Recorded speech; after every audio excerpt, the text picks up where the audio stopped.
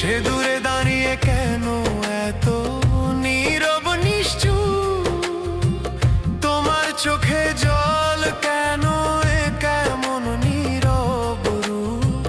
কার তরে আজও পড়ো যার ফিরে আসার নয়? অন্ধকারে আর কতকাল হবে ভুলো স্বপ্নের ক্ষয়? যদি সময় ছিল হাতে কেন ধরনি তখন? আজ ফেলে আসা